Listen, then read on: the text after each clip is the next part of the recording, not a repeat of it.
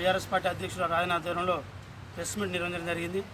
మొన్నటి రోజు సిరిసిల్ల అభివృద్ధి ప్రదాత తెలంగాణ రాష్ట్ర మాజీ మంత్రివర్యులు కేటీఆర్ గారు సభ్యత్వ నమోదు కార్యక్రమంపై సిరిసిల్లలో తెలంగాణ భవన్లో మీటింగ్ ఏర్పాటు చేసి దానికి ముఖ్య అతిథిగా జీవన్ రెడ్డి గారిని పిలిచి కార్యకర్తల మీటింగ్ పెట్టడం జరిగింది.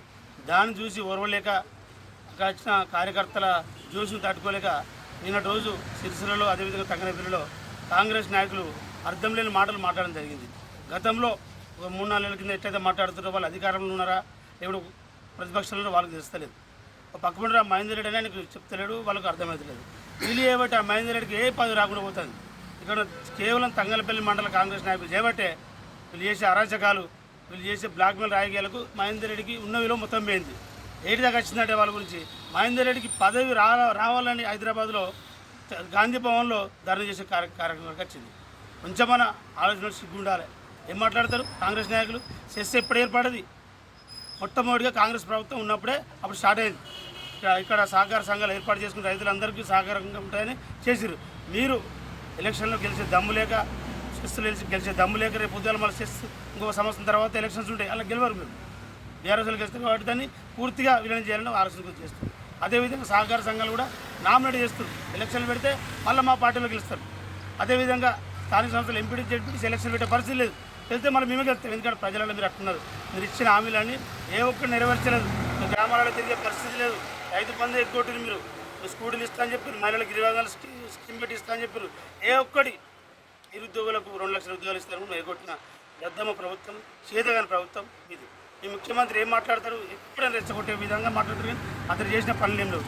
ప్రతి రాష్ట్రంలో ఎక్కడికైనా కేసీఆర్ పేరు యాడ్ చేస్తే తప్పితే రేవంత్ రెడ్డి అనే వాళ్ళు యాడ్ చేసిన దాఖలాలు. అది ఆయన ఏంటంటే పదవి కాపాడుతున్నందుకు కార్యక్రమం చేస్తుంది. ఇక్కడ కూడా నాయకులు మీకేమైనా ఆధారాలు ఉంటే చెప్పాలి. ఇక్కడున్న మీరు ప్రభుత్వం వచ్చి, కాంగ్రెస్ ప్రభుత్వం వచ్చి దగ్గర 2 సంవత్సరాలు అవుతుంది. ఏ ఒక్క పరిశ్రమలో నెలకొన్నదా? ఏమనంటే మీరు బ్లాక్మెయిల్ చేస్తారు. అక్కడికి ఆల్దరు ఏమేమో చేసి బెదిరించి గురి చేస్తారు. ఒక పరిశ్రమ పెట్టుబడి రావాలంటే ఇక్కడ డెవలప్మెంట్ ఉండాలి. ఇక్కడ అంతా అధికారులు కానీ ఇక్కడ నాయకులు కానీ సహకరించాలి. ఎప్పుడో గతంలో 10 సంవత్సరాల కింద ఏర్పడిన జిల్లాల క్రెషర్లో ఇది కేటీఆర్ సంబంధం ఉంది, కేటీఆర్ సంబంధించిన నాయకుల సంబంధం ఉందని మాట్లాడుతున్నారు. రోడ్డు మీద ఒక వెహికల్ తిరిగితే దానికి రిజిస్ట్రేషన్ ఏం తిరిగేది. 10 సంవత్సరాల నుంచి ఈ అంత పెద్ద క్రెషర్, అది ఇండస్ట్రీకి సంబంధించింది. లేని కలెక్టరేట్ నుంచి లేని ఆ పర్మిషన్ లేని ఆ క్రెషర్ నడుస్తుందా?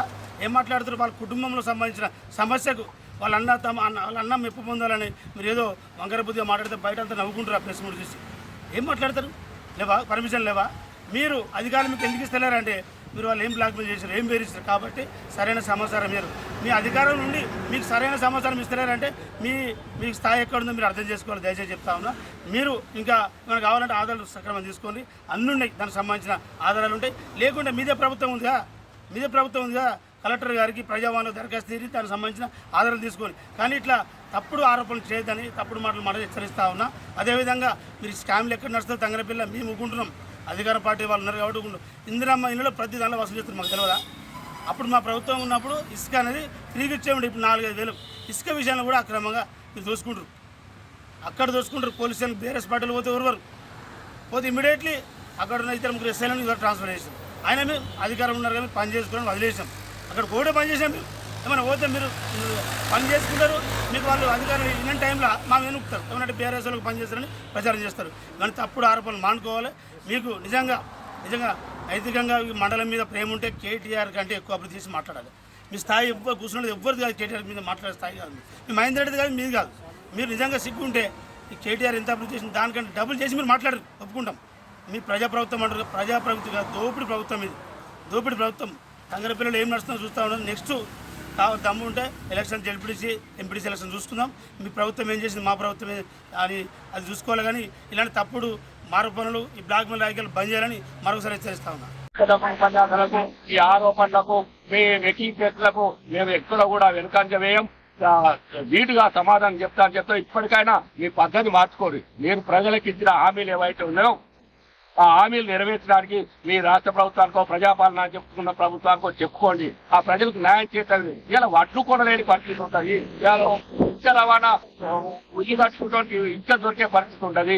ఎన్నో రకాల ఊళ్ళలో మరి ఇందిరమ్మ ఇల్లు కట్టుకుంటే అక్కడ నా కాంగ్రెస్ నాయకుడు ఉసుకపోతేనే పోసుకోవాలి, లేకుంటే పోసుకోవద్దు. ఆ కాంగ్రెస్ నాయకుడు చెప్పిన ట్రాక్టర్ కు 500-1000 రూపాయలు ఒక నాయకుడు కమిషన్ ఇవ్వాలి, మిగతా పైసలు వాళ్ళు. అంటే మేము ఎవ్వరు ప్రజలను మోసం చేయాలి, ప్రజలను అన్యాయం చేయాలని తప్ప మీకు ఒక్కటి కూడా అభివృద్ధి మీద ధ్యాస లేదు. ఇప్పటికైనా బీఆర్ఎస్ పార్టీని కానీ, కేటీఆర్ కానీ, బీఆర్ఎస్ కార్యకర్తలు కానీ, బీఆర్ఎస్ పార్టీలో వ్యాపారం చేసుకుంటున్న వాళ్ళని కానీ ఎవరిని కూడా మీరు వేలెత్తి చూపితే అంతకంటే ఎక్కువ మేము ప్రతిస్పందించలేదు. ఇప్పటికైనా జాగ్రత్తగా ఉంటామని హెచ్చరిస్తున్నాం. ఇలాంటి అవాకులు జవాబు చేస్తే తగిన రీతిలో సమాధానం చెప్తామని చెప్తున్నాం. రానున్న రోజుల్లో మీకు ప్రజలు పూర్తి చెప్పే రోజు కూడా తెలియజేయాలి.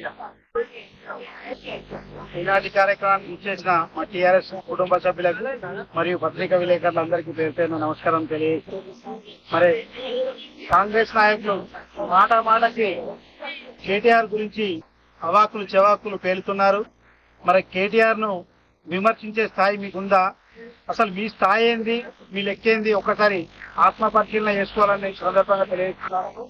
కేటీఆర్ మన భారతదేశంలోనే ఒక నెంబర్ 1 లీడర్ గా ప్రపంచ స్థాయిలో తిరిగి మరి మన హైదరాబాద్ ను టీ హబ్ గా కానీ, మరి ఐటీ రంగంలో కానీ, ముఖ్యంగా మన కేటీఆర్ గారు ఎమ్మెల్యేగా అయి మన టీఆర్ఎస్ ప్రభుత్వం వచ్చిన తర్వాత దాదాపుగా ఒక 10,500 కోట్లకు పైగా అభివృద్ధి కార్యక్రమాలు చేపట్టినారు.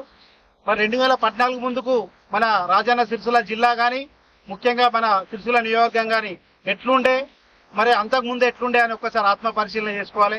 మన ముందున్న ఈ డబల్ రోడ్ కానీ, మరి ప్రతి కాలేజీ కానీ, మరి అప్రైలల్ పార్క్ కానీ, ఇంజనీరింగ్ కాలేజీలు కానీ, మెడికల్ కాలేజీలు కానీ, ఇట్లా చెప్పుకుంటా పోతే వ్యవసాయ కళాశాల కానీ, సిరిసిల్ల అభివృద్ధి కానీ, ఇట్లా ప్రతి ఒక్కటి 10,500 కోట్లతోటి మరి ఎన్నడైనా జరిగిందా చూసినామా? మరి గతంలో 200-300 కోట్లతోటి అభివృద్ధి చేస్తేనే ఇంత అంత అయింది అనుకున్నారు. మీరు ఈ 200-300 కోట్లు అని చెప్పి చెప్పడం కాదు. కేటీఆర్ చేసిన అభివృద్ధిలో ఒక 25% అభివృద్ధి చేసి చూపెట్టుర్రి. ఇంకా 2.5 సంవత్సరాల అధికారం ఉంది కదా.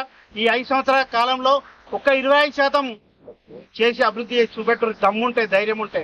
అంతేగాని మీ కాంగ్రెస్ ప్రభుత్వం అంటేనే అవినీతి ప్రభుత్వం, కాంగ్రెస్ అంటేనే మోస ప్రభుత్వం. 420 హామీలు ఇచ్చి అధికారంలోకి వచ్చి ఏ ఒక్క హామీని కూడా నిలబెట్టుకోలేని పరిస్థితిలో ఉంది. ఇలా ఏ ఊరికైనా చీత్కారాలతోటి మీరు ఉన్నారని గమనిస్తలేరు. మరి మీ స్థాయిని మరిచి, మీ విలువను మరిచి మీరు ఒక కేటీఆర్ గురించి మాట్లాడే స్థాయి కాదని చెప్పి నేను ఈ సందర్భంగా తెలియజేస్తున్నాను.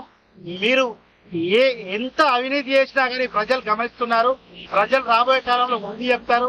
తస్మాత్ జాగ్రత్త అని సందర్భంగా తెలియజేస్తూ, అదే విధంగా చెస్లో ప్రతి ఒక్క మరి మీటర్ వినియోగదారుడు అలా వాటాదారుడు కానీ, మరి అలా పెట్టుబడిదారుడే కానీ తెలియజేస్తూ, మన చెస్సు మన భారతదేశంలోనే ఉన్నత స్థాయిలో ఉండి నెంబర్ 1 ఉన్న చెస్సును ఇలా మీరే దాన్ని అవినీతిమయం అని బురద జల్లే ప్రయత్నం చేస్తున్నారు. మరి అదేదన్నా ఉంటే మీ చేతుల్లో అధికారం ఉంది కదా, నిరూపించాలి దమ్ముంటే. మరి దాన్ని గవర్నమెంట్ అప్పచెప్పి రాబోయే కాలంలో రైతులు ఎంత గోస పడతారో, మరి అదే విధంగా పౌరులు కార్మికులు ఎంత గోస పడతారో ముందు తెలుస్తుందని ఈ సందర్భంగా తెలియజేస్తూ, ఇప్పటి మందం మీరేదో రంగు పూసి మసి పూసి మారేడుగా వేయాలని అనుకుంటున్నారు. అది కుదరదు. రాబోయే కాలంలో బుద్ధి చెప్తారు. మీరు స్థానిక సంస్థలు పెట్టండి దమ్ముంటే. స్థానిక సంస్థలు మీ నాయకులకు, మీ పై అధికారులకు, మీ పై నాయకులకు చెప్పండి. మరి అవి ఎందుకు పెడతలేరో ఇప్పటి వరకు మీరు తెలుసుకోండి. మరి ప్రజలలో వ్యతిరేకత ఉంది కాబట్టే మీరు ముందుకు వస్తలేరని ఈ సందర్భంగా తెలియజేస్తున్నాను.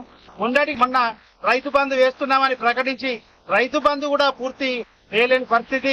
మరి ఇప్పటి వరకు మరి ఆసరా పింఛన్లు కానీ, వృద్ధాప్య పింఛన్లు కానీ, మరి వికలాంగుల పింఛన్లు కానీ, మరి మహిళలకు కానీ ఇలాంటి ఒక్క రూపాయి ఇవ్వలేని పరిస్థితిలో ఉండి, మరి దాని గురించి ఆలోచించక మరి ఇప్పుడు మీరంతా మాటకు బీఆర్ఎస్ పార్టీని, కేసీఆర్ గారిని, మరి కేటీఆర్ గారిని మరి అనడం చాలా విడ్డూరం. నువ్వు ఏ పల్లెకో, ఏ వ్యక్తి దగ్గరకో, ఏ గడపకో కేటీఆర్ చేసిన అభివృద్ధి చూపెడతారని ఈ సందర్భంగా తెలియజేస్తూ, మళ్ళొక్కసారి కేటీఆర్ గురించి మాట్లాడితే తస్మాత్ జాగ్రత్త, మరి మంచి ఉండదని చెప్పి ఈ సందర్భంగా తెలియజేస్తూ